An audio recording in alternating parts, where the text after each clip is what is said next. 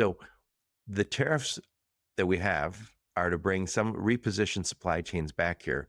And I'm assuming it's going to be automotive, pharma, shipbuilding, probably some energy stuff, and anything related to anything that could undermine our security. Am I right to say that? I think it is. I think one of the things you're seeing here is, and again, I go back to why President Trump instituted 145% tariff. It's not, that's not manageable. You cannot sustain. I mean, it's a trade war. It's a literal trade war with China. And when we import, 40% of our imports come from China, and China, exports 14% of their total exports come to the United States. That's not sustainable. But in a short period, it is sustainable to have a trade war to kind of do it. I'm Italian American. My grandparents came over from Italy, and my mom's mom, who I grew up with, would always, when she wanted to make a point, would slap you on the head. I mean, that was just what she did. And she would just, she had to make a point. She would slap you on the head.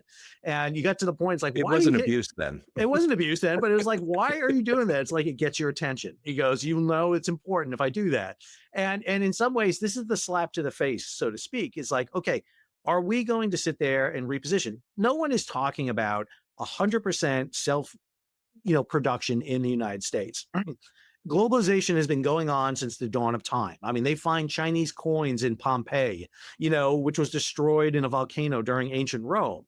So, I mean, globalization has been going on the whole time. However, if you look at China, for example, and I think China's the best example of this, look what they do with Belt and Road. The Belt and Road initiative is not to take over the world like some people want to say. Instead, what they're doing is building redundancy into their supply chain. They don't get all their oil from one source. They don't get all their coal from one source. They don't get anything from one source.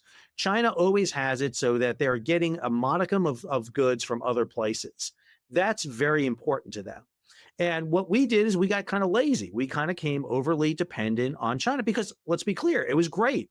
We were one of the big beneficiaries of global trade. We loved it.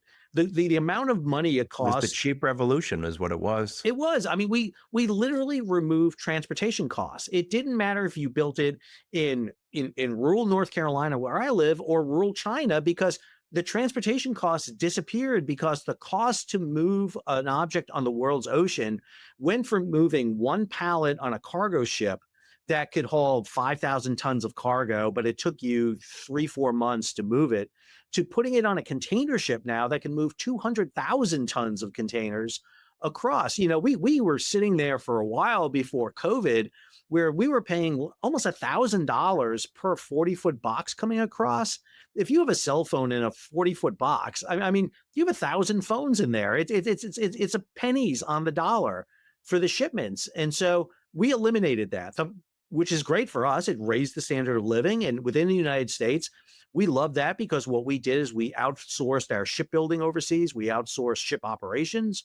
So we know what's the largest ship registries in the world? It's not the US. It's Panama, Liberia, and the Marshall Islands. All three created by the United States. All three of them were created by us. The Liberian and Marshall Island registry are right outside of Dulles Airport in Washington, D.C. You can fly in and visit them. They're right there because they were created out of that. Panama was created out of the United States. I mean, we carved it out.